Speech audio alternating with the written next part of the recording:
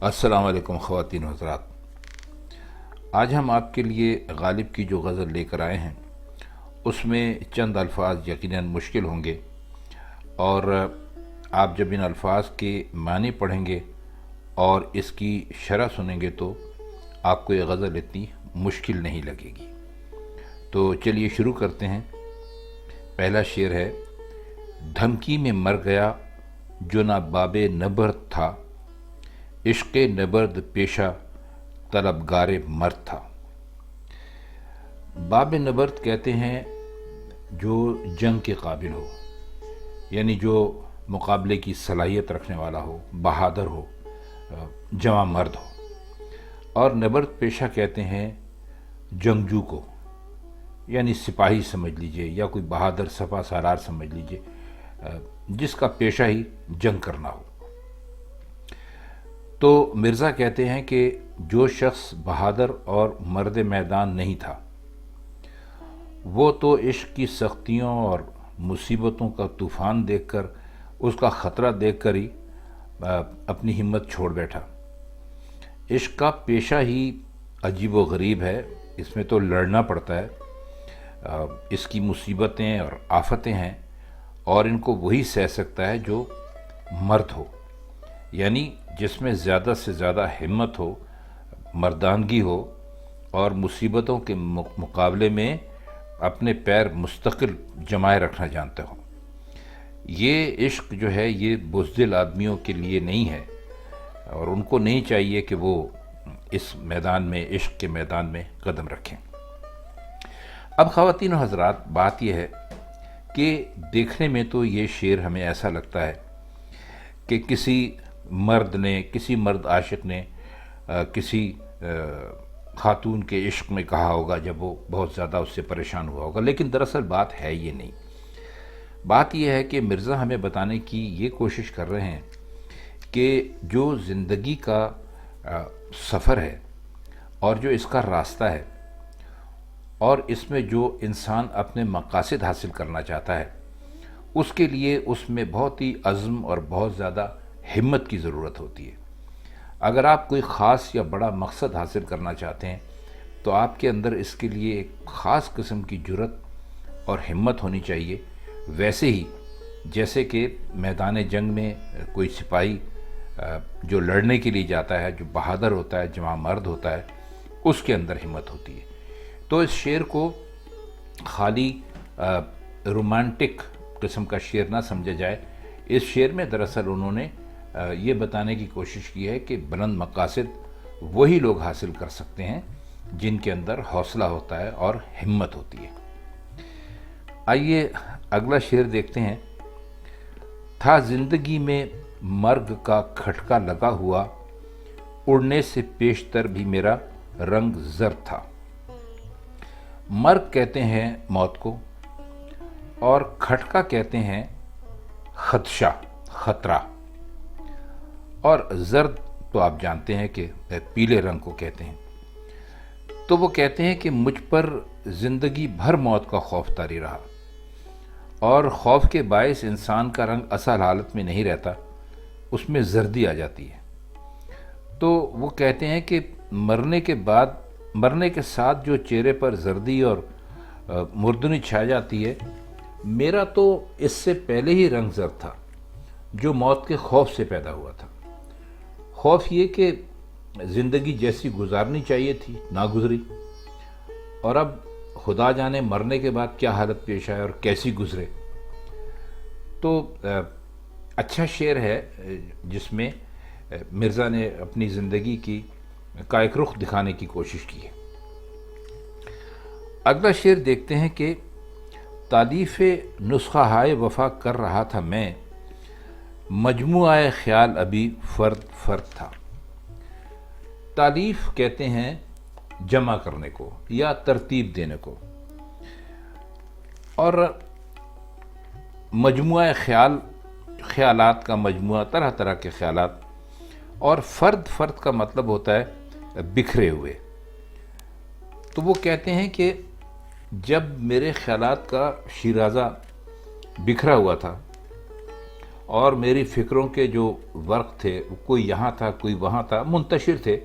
یعنی میں چھوٹا تھا، میں بچپن میں تھا، اور یہ سب کو پتہ ہے کہ بچپن میں انسان کے خیالات ویسے تو اکٹھے نہیں ہوتے جیسے نوجوانی، جوانی یا بڑھاپے کی منزل پر اکٹھے ہوتے ہیں، یعنی جب پختہ عمر آ جاتی ہے. تو وہ کہتے ہیں کہ میں تو اس زمانے میں بھی وفا کی کتابیں لکھ رہا تھا، مرتب کر رہا تھا. مطلب ان کے کہنا کہ یہ ہے کہ بچپن میں ہی مجھے عشق ہی پسند تھا، اور اس زمانے میں بھی میں تو پکے عاشقوں کی سی حیثیت حاصل کر چکا تھا. اچھا دلچسپ شعر ہے مرزا کا، مزے کا ہے. اگلا شعر دیکھتے ہیں کہ دل تا جگر کہ ساحل دریائے خون ہے اب، اس رہ گزر میں جلوہ گل آگے گرد تھا. اب آگے گرد تھا کا مطلب ہے کہ اس میں کوئی حقیقت نہیں تھی، کوئی وہ بالکل ہیچ تھا، نیچے تھا. تو وہ کہتے ہیں کہ اب دل سے جگر تک خون کا کہ دریا کا کنارہ بنا ہوا ہے، اور اس راستے میں پھولوں کا جلوہ بھی مجھے کچھ خاص اہمیت اور حیثیت کا معلوم نہیں ہوتا. اور یا یہ کہ ہر راستے میں گرد و غبار ہوتا ہے، تو اس راستے میں پہلے پھولوں کے جلوے کو گرد و غبار کی حیثیت حاصل تھی. اصل میں دریائے خون کے بجائے ساحل دریائے خون لانے سے بظاہر تو یہ لگتا ہے کہ دل اور جگر دونوں خون ہوئے، اور اس خون نے ایک دریا کی حیثیت حاصل کر لی. اب خون بہہ چکا، اب صرف ساحل باقی رہ گیا ہے، اور اس سے اس مقام کی بے رونقی اور ویرانی دکھائی دیتی ہے. تو شعر کا مضمون یہ ہے کہ اب جہاں جان کاہی اور جگر گدازی کے سوا کچھ نظر نہیں آتا، وہاں اس سے پہلے عیش و نشاط کی بہترین بہار چھائی ہوئی تھی. تو ایک طرح سے ماضی کا اس میں تذکرہ انہوں نے کیا ہے، اور اچھا کیا ہے. اگلا شعر دیکھتے ہیں. جاتی ہے کوئی کشمکش اندوہ عشق کی، معذرت چاہتا ہوں میں شعر غلط پڑھ گیا. جاتی ہے کوئی کشمکش اندوہ عشق کی، دل بھی اگر گیا تو وہی دل کا درد تھا. اندوہ عشق کہتے ہیں، اندوہ آپ نے سنا ہوگا غم کو، صدمے کو اندوہ کہتے ہیں. اور باقی اس شعر میں کچھ اگلے مصرے میں بھی کوئی ایسا مشکل لفظ نہیں کہ جس کے ہم معنی کر سکیں. کشمکش تو آپ جانتے ہیں کہ کچھ کروں یا کچھ نہ کروں کے بیچ میں جو کیفیت ہوتی ہے اس کو کشمکش انہوں نے کہا ہے. تو یہ کہتے ہیں کہ اب عاشق کو غم عشق کی کشمکش سے کبھی نجات نہیں ملتی. اگر دل پہلو سے نکل بھی گیا ہو تو اس کا نکل جانا ہی دل کا درد بن جاتا ہے. یعنی جب تک دل پہلو میں تھا وہی غم اور اندوہ کا مرکز تھا، اور اب دل چلا گیا تو اس کے جانے کا غم شروع ہو گیا. یعنی عاشق کو کسی صورت بھی سکون نہیں ہے. دل ہوتا ہے تو اس میں غم عشق ہوتا ہے، اور اب جب دل چلا جاتا ہے تو دل کے جانے کا غم شروع ہو جاتا ہے. تو وہ کہتے ہیں کہ عاشق جو ہے وہ ہمیشہ ایک مسلسل تکلیف میں اور پریشانی کے اندر ہی رہتا ہے. اگلا شعر دیکھتے ہیں کہ احباب چارہ سازی یہ وحشت نہ کر سکے، زندہ میں بھی خیال بیاباں نور تھا. اب یہ چارہ سازی کے معنی ہوتے ہیں علاج کرنا، کسی کے دکھ کا کوئی مداوا ڈھونڈنا. اور بیابان نورد کہتے ہیں، بیابان تو صحرا کو کہتے ہیں، صحرا میں آوارہ گردی کرنے والا یہ کہہ لیجئے. تو وہ کہتے ہیں کہ دوست اور ہمدرد میری وحشت کی حالت میں علاج کی کوئی تدبیر نہیں کر سکے.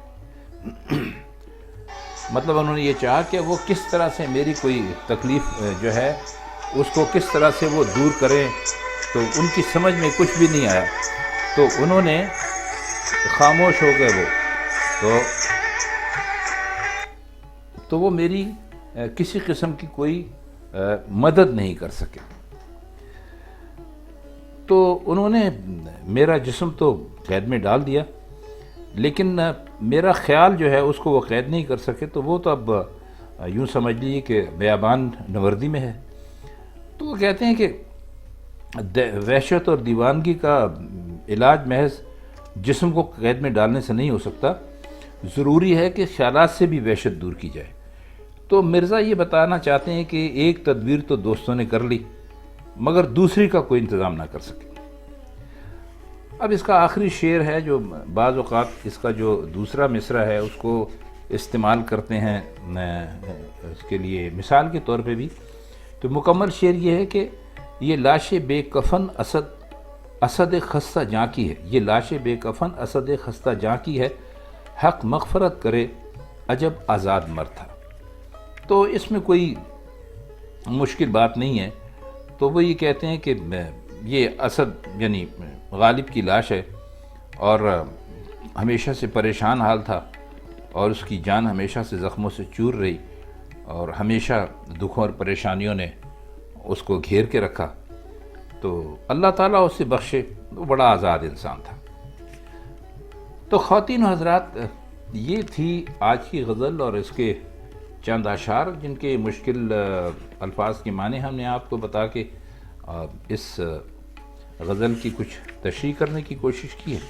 اگر آپ کو یہ تشریح پسند آئی ہو تو کمنٹس میں اپنی رائے کا ضرور اظہار کیجیے۔ تو پھر اب اگلی محفل تک آپ سے اجازت چاہتے ہیں، پھر کی اور محفل میں آپ سے ملاقات ہوگی۔ تب تک کے لیے اللہ حافظ۔